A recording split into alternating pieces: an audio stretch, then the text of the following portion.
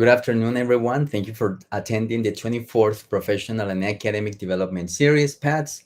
The PATS is an event organized by the Emphasis in ELT Education of the Interinstitutional Doctoral Program and the Research Group EILA of Universidad del Valle. Before I introduce our distinguished guest, let me invite you to follow us on Facebook, where we constantly publish updates of the events of our program, and also on YouTube, where you will find the previous recordings of the PATS. With great enthusiasm, I'm pleased to present our guest speaker for today, Dr. Steve Pryzmus, who kindly accepted our invitation. We're truly fortunate to have him with us. He is an associate professor of educational linguistics at Texas Christian University. His training includes a doctorate in second language acquisition and teaching from the University of Arizona, being a U.S. Peace Corps volunteer in Dominican Republic, a Fulbright scholar in Mexico, and 27 years of teaching. His research is on the social semiotics of bilingualism and education. He was named the 2022 Richard Rees Distinguished Scholar in Residence. So let's give him a warm welcome, and thank you, Dr. Pryzmus, for being here. So thank you, everyone, for taking time to be here this afternoon.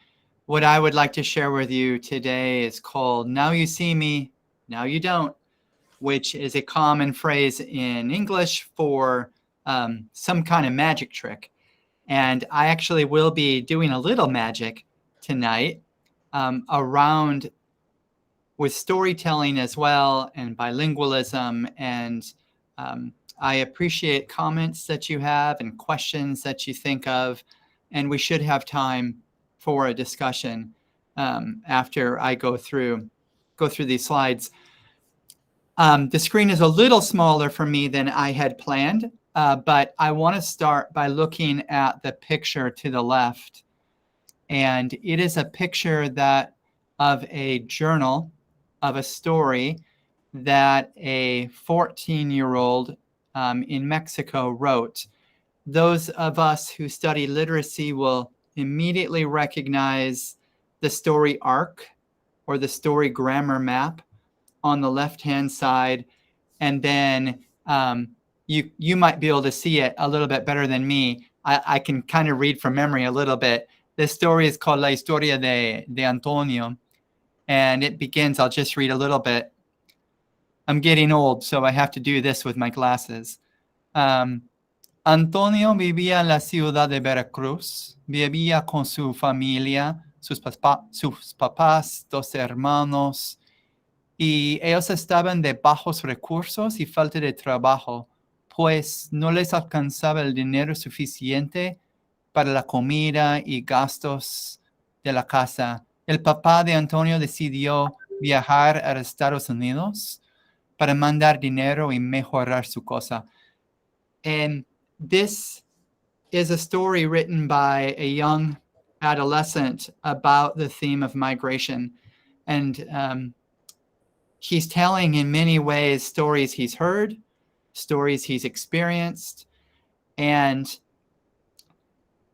the magic coming from his story is that we were able, myself and some university students, get some stories out of students because of some interventions, literacy interventions that we did with students. One of them was storytelling and magic, but I want to share all of those tools with you all today.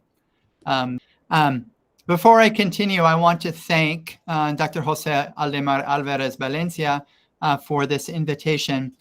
I met Jose over a decade ago in Tucson, Arizona, at the University of Arizona. We both did the same doctorate degree. Jose finished before me, and then I was thrilled to reconnect with Jose last summer in Guanajuato, Mexico, at a conference. And so thank you for this invitation.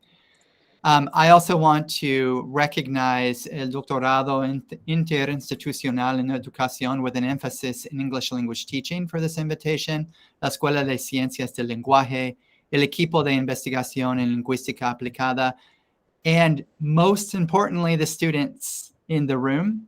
It wasn't that long ago that I was a doc student. Just a little under 8 years ago, I was still dissertating and finishing my doctorate. And to be able to provide this kind of sharing of work with all of you is very meaningful to me, because it was meaningful when I was a doctorate student as well. So thank you for being here. I wish you all the best in your studies and your own research going forward. Avanzamos. Thank you. So the agenda for tonight, I want to start off with magic and a story. And then I want to talk a little bit about bilingualism and how I've been thinking about bilingualism recently, a little bit around translanguaging, and then return back to stories and magic with reading and writing the right kinds of stories. I want to share with you a bilingual embedded story structure routine that I use with students to elicit storytelling from them. We know that narrative is very, very important for academic success. We know that when we ask students to develop their oracy or their storytelling, that it improves their literacy, their writing and their reading. So we'll talk a bit about that too. I'll share an example of this work from Mexico, and then we should have time for questions and discussion. So, okay. Do you all have like a WhatsApp shared account, some kind of group me or text chain that you can text each other right now that I'm not part of? Okay, good. So then I will do the first trick. I have two tricks, but I'm going to do the one with all the numbers on there. But before we do that, I just want to say that every time I tell a story with students to try to develop language with them, I combine the story with a magic trick so that the students have an example of a story. And then when I'm done with the story, I can ask them things like, who was the main character? Who was the protagonist? Who was the antagonist? What's the context? What was the rising action? What was the resolution? All of these things that are very important. So the story I'm going to tell you is about el gran sabio que adivina el número de los niños. But I have other ones with cards as well, but I won't do that one tonight. So next screen, please. Okay, so I am not on your text chain or your WhatsApp or your GroupMe, but can you please decide in the next minute or so by texting each other, pick a number between 1 and 100. You need to have decided the same number. And then when you're ready, I'll guess your number. So start texting each other some options and then decide on a number between 1 and 100. Jose, can you please tell me when you have one? Yes, I already got one. You do? Yep. And the group knows it? I'm actually texting only one person. Okay. Okay. Is there a way to tell everyone what the number is without me knowing? Yeah, I can do that by texting them on the chat. Oh, okay. And I won't open the chat. All right, cool. Let me do that. All right, peeps, be ready for this.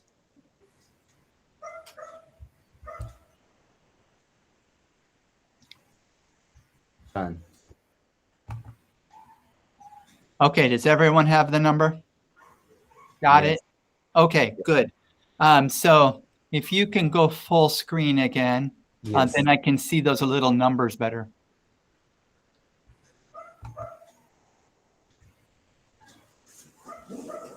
Okay, thank you. So I'll do this in English since we're using English, but I'll probably use some Spanish as well because I know the story better in Spanish. But once upon a time, there was a town where the kids wanted to get into the library and read the books in the library, but the adults in the town didn't want the students to get into the library. They were worried that the students would steal the books or wreck something or dirty the library. So the library was prohibido. They could not enter, and the kids were really, really sad. But one day, llegó un gran sabio al pueblo. And the gran sabio saw that the kids were sad. And he said, "Why are you sad?" And they said, "We want to read the books." And he said, "Qué lástima. Los libros are the conocimiento, la sabiduría del pueblo." And he said, "Let's trick the adults into allowing you to get into the library." And they said, "How are we going to do that?" And he said, "You're going to tell them if you can guess their number, they have to let you into the library. A number between 1 and 100. Okay, so let's see. They get together with the adults, and is your number, yes or no, is your number on that first page that begins with 01 in the corner? Nope. No? Okay. En la próxima página sale su número, the página that has 02 in the corner? Yes. Yes. Sí. Okay, okay. En la próxima that has 08 in the corner, ¿sale su número? Sí. Yeah, okay. And the next one that has 32 in the corner, is your number there? Sí. Okay. And the next one that has 64 in the corner, ¿sí o no? ¿Sale su número? Nope. No. Y la próxima que tiene 04, is your number there? Yes. Yes. And in the last one that has 16 in the corner, is your number there? Yes, it is. Yes, it is. Okay. Why did you pick 62? No, wait a minute. No, you didn't. Yeah. Why did you pick 62? It was just a random number that I picked. But it's great. Okay, good, good. So the kids guessed the number of the adults, and the adults let them into the library, and they got to enjoy the library every day after. So very quickly, before we continue, who were the main characters of the story? El sabio. El sabio, The kids. the kids. The kids wanted to read a book. Absolutely. How about the antagonist? The The adults. adults. The adults. Boo. What was the context? The library. The library, also maybe the Town streets. Old The town. town. the town streets. Absolutely. What was the problem? A lot adults would not let kids to read the books. Absolutely. And what then was the climax?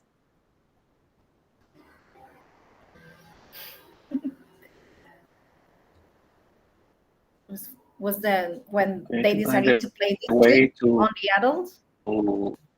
read the book. Absolutely. They found a way to get the adults to let them use the book. So the resolution was that they guessed the number correctly, and they got to read the books from then on.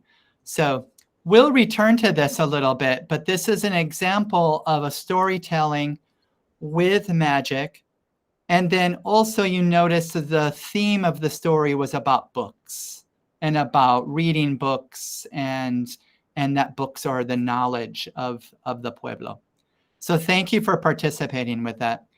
I'm going to talk a little bit about bilingualism now, and then we'll come back to storytelling. And the reason I want to take a little time to talk about bilingualism is Ustedes me pueden decir si es diferente or similar, but for me, here in Texas, many people are bilingual, but many people have feelings about bilingualism, especially when people mix languages. Sometimes they're positive feelings, sometimes they're negative feelings.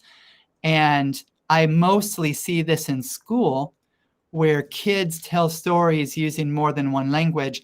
Sometimes teachers say, no, that's broken language, kind of a ni. Ni saben inglés, ni saben español, and they're sort of these ni lenguaje people. So I think a lot about what language is just in general, and then apply that to bilingualism. So I have a couple of slides that just talk about this idea of translanguaging a little bit. What we know about language from hundreds of years of looking at it and thinking about it and studying it is that when we language or we communicate as humans, we do two things. So Jose, if you can kind of click through, there's a lot of movement here. We combine just linguistic elements, and then we have choice. So we can choose. We have creativity. We have free will. I don't say the same thing every day the same way. So if you can click one more time, we should have a line going up. So in linguistics, we call these the syntagmatic axis, or the axis of combination, and the paradigmatic axis, the axis of selection or alternation or choice. So if you click again, we have a sample sentence. So all in one named language, English, we have the sentence, learning an additional named language is very difficult. But I don't have to say that. I have choice. So if you click again, and maybe click like 5 times, what you see going on here is I have combined these lexical items and phonemes and morphemes and morphosyntactic elements of language, and they all work together. And that's the syntagmatic axis. So we're not really thinking about the words and what language they come from. We're just thinking about combining them correctly. But if you click again and again, I have creativity and choice. So I also could replace learning with developing. I could replace difficult with hard and say developing an additional named language is very hard. Or since I'm a bilingual, I could say learning an addition or developing an additional named language is muy difícil. And I'm not doing anything differently than a monolingual does. I'm doing just what the nature of language is. I'm combining and I'm selecting. However, when I start using a language that sounds different from the one I've been using, ustedes reconocen que estoy usando español and now I'm using English, y Subawanaksan, Sedete Haimanta, I'm using Somali. From an outsider perspective, if you click again, Jose, and just a couple more times, it sounds like Steve is using his second language and then features from his first language, and then his second language and his first language and his second language, which externally, from the outside, people listening to me, sounds like I'm switching between codes or code switching. And that's fine if you want to say that's what I'm doing. That's a socially recognized fine thing. But inside my head, I'm just making choices. I'm just combining linguistic features that I know, and I'm choosing or selecting which features to use. So really, I'm not doing anything different than what I was doing when the language was all in English. So I'm making a distinction here between the external perspective and, if you click one more time, the internal perspective. So let's go a little bit further with this line of thought. I could give you a very long sentence that uses 4 languages that I know. I could say, many students are kuldas porya parim, tal como iskolka kade wahan aya harena dahut ahumasho. Y eso es muy importante para el desarrollo of language and a positive identity. Now, from the outside, which you see those distinguished colors in front of the mouth, you hear English, then you hear Turkish, then you hear Somali, then you hear English or Spanish or however. But inside my linguistic system, inside the brain, again, I'm just combining and selecting, which is the nature of language reality.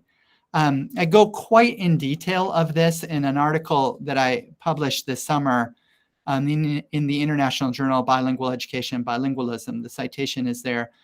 But I just point this out today because I'm a strong believer that language is language. Humans put categories around linguistic features and say, that's Spanish, that's Turkish, that's Somali, that's English, or however. And that's incredibly meaningful, but it's not the only story. That is the external perspective. And focusing only on that often erases what kids are simply just doing with their linguistic system. They're just combining linguistic features. So I like to walk through people with this because when I start talking about storytelling and translanguaging, my firm belief is that language begets language. Using language, the whole linguistic repertoire of a student or semiotic repertoire produces more language. Even if we ask students to do something just in one language or just in the other, which is completely fine, allowing them to prepare with their whole linguistic repertoire for that performance is very important. So coming back to oracy, leading to literacy, so telling and reading the right kinds of stories, I really like this metaphor of language as identity.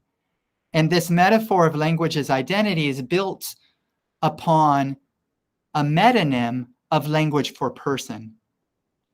And in a recent conversation with a student in New York City, Ofelia Garcia asked the boy what he thinks about Spanish and English. And he said, "Miss, Spanish rules my heart, English rules my veins." And it's a great way to think about what language means to him. It's his identity.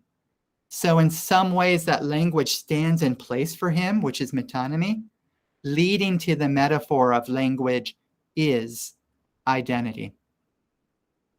Next slide, please. So just a little overview of the study that I'm going to share with you that I'll finish with today. I'll tell you all about the study. Like Jose said, a couple of years ago, I was named the Richard Ruiz Distinguished Scholar in Residence, which is a grant that asks the scholar to focus on language, culture, literacy within a community in Mexico, Guanajuato, Mexico. And with the funds, I bought 40 bilingual children's books that I'll share that list here in a little bit, and took them to Mexico, and they all talked about immigration and intercultural competency. One click. I was there for 6 weeks. In the middle of that 6 weeks, I taught a 4-week course called Cultural and Linguistic Diversity and Exceptional Learners at la Universidad de Guanajuato. And with my university students, I instructed them in a number of literacy intervention activities, including the embedded story structure routine, magic, story structure chants, and theme-based wordless picture books. All of this culminated with a 4-day summer camp with community children. So for 4 days, for 50 minutes each day, we had a course with 73 community youth between the ages of 10 and 17. And the course was called Autores y Escritores, and we said, you all are going to write your own story. And they did, all 73 of them, in varying size, and I'll share some of them. Some of them took their stories home. They were very proud of them. Some of them, also being proud of them, left them at the library to become part of the knowledge of the community.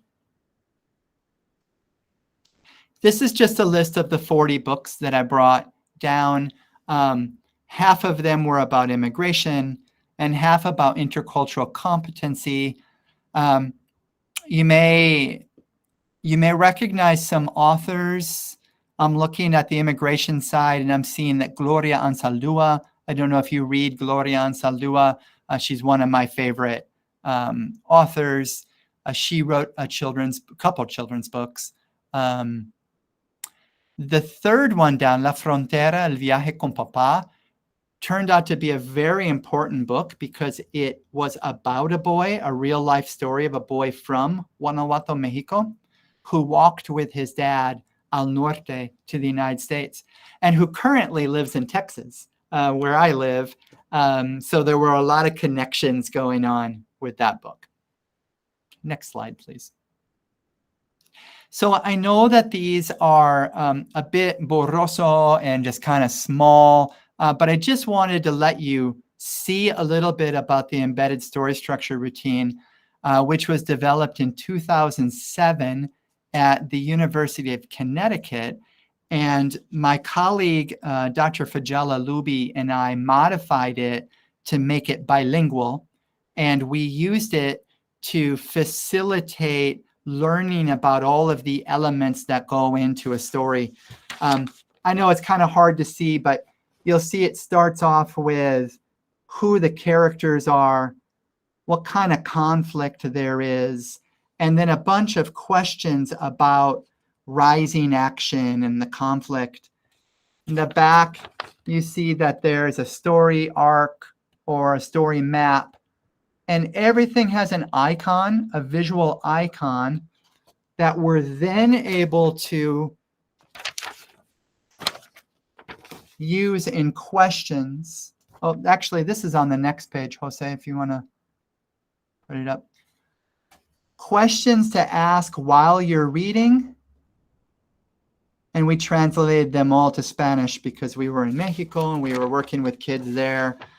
And then ways to write summaries about the story after you've read it. And I'll show how we embedded this at the summer camp in a couple of slides. Okay, next one, please. One thing we did, my wife is a bilingual speech-language pathologist, and she uses story chants with her students. And so I borrowed this from her. So every day at the camp, we would start off with the kids and we would stand up and we'd dance and we'd say, los personajes. They would chant back, los personajes son las personas de la historia, de la historia. El escenario es donde y cuando, donde y cuando. And we would lead them through this every day to get them moving and get them thinking about what goes into a story. Next one, please. And then one of the, I think, coolest things we did was I asked my university students to think about immigration and to think about intercultural competency and to find pictures without words that represented that so they could tell a story with pictures. So I'm going to tell you this story about Omara y sus viajes de vida, because this is a story that we shared with the high school group of kids, the 14 to 17-year-olds, at the beginning of every class of the 4-day summer camp. We would tell the story of Omara cuando tenía 2 años, se mudó con su familia desde Guanajuato al norte.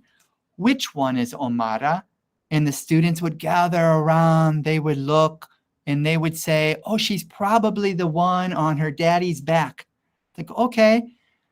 And Omara, when she was old enough, went to school in los Estados Unidos. Pero no, it wasn't fácil. Los otros estudiantes burlaba de ella. They made fun of her clothes, what she sounded like, what she looked like. And then when she was 12 or 13, regresó a Mexico con su familia. Ahora, which one is Omara? And they would say, oh, I think she's that one in the middle that's walking. And then we would talk about how when she started going to school in Mexico, it was hard too. The other students made fun of her. She felt afraid, or she felt alone. They made fun of her pocho Spanish. But then one day she met friends who liked video games. And because she spoke English, she was able to be really successful in these video games, these massive multiplayer online role-playing games. And she was happy. And now she has a family and is raising bilingual, bicultural, intercultural, competent kids. So we would tell this story. We would ask the kids, who are the main characters? What's the context? What's the rising action? What was the solution, the resolution? But then, most importantly, we broke the kids up into small groups and we asked them to retell this story with their own words. So they weren't perfect at it, but it was their own words, and they told the story about Omara. And what they were really doing is they were practicing all of the elements of a story and starting to think about the theme of immigration. So next slide, please. So just a little bit, my university students were from the University of Arizona, La Universidad de Guanajuato, and then I had a couple of students from the University of Hanover in Germany, and they were all doing a study abroad in Mexico. We broke up the 73 summer campers into 3 groups. So you could see we had 17 high school age students, 31 middle school students, and 25 elementary 10 to 11-year-old students. The 2 younger groups wrote stories about intercultural competency, and the oldest group wrote stories about immigration. Next slide, please. So I've been talking about these procedures, but these were the same for all 4 days of the summer camp. We started off with magic, just like I did with you. I told a story with the magic. I asked everyone who the characters were in the context of the magic story. And then we broke the kids up into small groups and had them retell the story of Omara. And then we gave them time to write. So we did a lot of things. We used the embedded story structure, worksheets to help the kids take notes, brainstorm, think about. But we really only gave them, if you see here, about 15 minutes at the end of each day to write their story. So next slide. So the results, all 73 youth completed a theme-based story. Reading through the stories, we saw a lot of themes about vulnerability, danger, missing family members, not even knowing family members. When we showed these stories to the teachers, their regular school teachers, the teachers were amazed how much they wrote. They wrote more than normal. Just a couple examples. A high school boy wrote a story called La Aventura de Juan Pablo, about a boy who migrates to the US to earn money for his mom. You probably can't see it, but he returns to Mexico and lives with his mom again, which is a really telling theme that's important for kids on both sides of the US-Mexico border to make immigration more complex, about why people do it, what their goals are. The next story is called La Niña que es Migrante. What's really interesting about this one is the picture of the border fence. If you've never seen the border fence along the US and Mexico, there are these rusted pipes that go up about probably like 20 feet, and they're like 4 inches apart. So it's not a typical looking fence. It looks just like this, which is really interesting that she had that knowledge. And this is the one that I'd shared at the beginning, Jose, so we can switch. This is an example from the middle school group, and I just wanted to show how they use the embedded story structure routine. You can see the story arc over there in the picture to the left. You can see that they're taking notes about personajes, about the escenario. En este cuento, el escenario es el parque. They have information about the characters. Next one, please. This example just blows me away. This was written by a 10-year-old. So this is the elementary school, 10 to 11-year-olds, and this boy was 10. And if you click one more time, it'll tell you the story. So his story is about a boy named Juan who lives in the United States, but who is ethnically Mexican. Juan moves to Mexico to be with his sick aunt. His cousin Mario does not like him because Juan is from the US and speaks English. Mario is mean to Juan at school in Mexico and bullies him for his pocho Spanish. Juan is befriended by Pablo, who sticks up for him. Pablo foils a plan by Mario to beat Juan up and then tells the teacher. The teacher takes time to teach Mario about Juan, his US culture, and that he is not a bad person to fear or make fun of. In the end, they all became friends. Remember, they had 15 minutes for 4 days to write this. And this, I think, is just an incredible example that when you build in storytelling as a norm, maybe the magic has something to do with it. I don't know. But the embedded story structure, the story chants, we see everything here. We see the escenario, we see the personajes, we see the problem, the climax, the resolution, and everything. So it's pretty cool. The last thing I want to share with you is I am an associate professor of educational linguistics, but I also work in bilingual special education. It's a really big part of my research agenda is looking at the intersection of bilingualism and disability, mostly advocating for the continued use of bilingualism for students with all kinds of disabilities. And this is an example of what storytelling can do for kids who might not always get the chance. So Manuel has a specific learning disability in reading and writing. He shared with us that he hates to read and write, but that he loved this summer camp course, Autores y Escritores, and he worked really hard to complete his story. Amelia is 15 years old. She has cerebral palsy, which severely affects her motor skills. It's hard for her to speak, write, walk. Her parents do not send her to school. She does not attend school. But a couple of days before the summer camp, I was at this community center organizing the books that I had brought.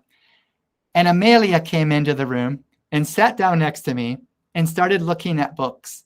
And she picked up the book, El Viaje con Papá, and she started reading it. And I told her, I was telling her in Spanish, it's also in English. And she started reading in English. So incredible. She loved this course. So I'm going to share their stories really quickly. So next one, this is Manuel's story. He didn't write a lot, but when we shared his story with his community teacher, she said that she hadn't seen him write that much ever. And then we said that, well, he only did it in about 3.5 days because the 4th day was short. We had a certificado ceremony and everything. So, so that's pretty cool. And then the next one is Amelia's story. Amelia's story is really interesting, kind of sad. She writes this story about a girl named Elizabeth who escapes conflict in her country and immigrates to the United States, but is separated from her family when crossing the border. And she gets taken in by a family, marries a man she doesn't know. He doesn't speak Spanish. She doesn't speak English, but in the end, she learns English. So really a deep story that if we had more time, I would like to learn more about. So in conclusion, I know we didn't see a lot of English and Spanish in these stories, but so much of what we did and what I do here with my pre-service teachers and then when I go in schools is I just say language. Just produce language. Tell me a story, write a story, no limits. And so if you can click, Jose, we know that narration produces a lot of functional language use. In fact, it can produce higher levels of new and different words compared to just having a conversation exercise. We know from research, the Miller et al. Study 2006, that telling stories is a better predictor of reading achievement in Spanish and English than passage comprehension is. So next, please. Narrative skill is critical for success at school. Narrative provides important context for further language development. And in order to be able to tell a story, you have to be able to pull together the microstructure, the vocabulary, the syntax, the morphosyntax, and the macrostructure, the characters, setting, rising action, problem solution, and everything. So in conclusion, what this might look like in a classroom and how I do it is I use a multi-tiered system of support. So tier 1, everyone gets tier 1. A tier 2 are just a small group of kids that need more work. And a tier 3 is high intense one-on-one work with kids. The first level, I start off by telling a story, but I make sure that story is linked to the content that I'm teaching. If I'm teaching science, the story might have to do with solids and liquids and gases, like a boy goes to the colmado or the abarrotes to buy ice, and it's a hot day, and he comes back and his ice melts. Gases go into the air, and he's got a bunch of liquid down in his bucket. And then I have kids retell that story, sometimes a lot if they're in tier 2, and sometimes one-on-one with a teacher if they're in tier 3. And then I measure again at the end of the unit if they have more language about the unit and if they understand the unit more. And most of the time they do, and that's the power of storytelling. Right, so in closing, quiero agradecer al doctor Pryzmus por esta gran conversación, ¿cierto? Por compartir su investigación con nosotros, ese gran trabajo que está haciendo. Felicitaciones, Steve.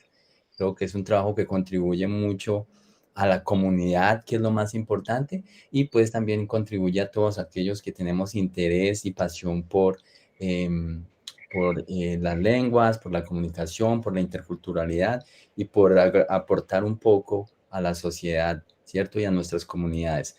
So thank you very much for that. I think this has left us with a lot of ideas to enrich our language teaching. And thank you all for attending this PATS today. I look forward to our next PATS next semester. Muchísimas gracias. El gusto es mío. Y pa'lante que vamos.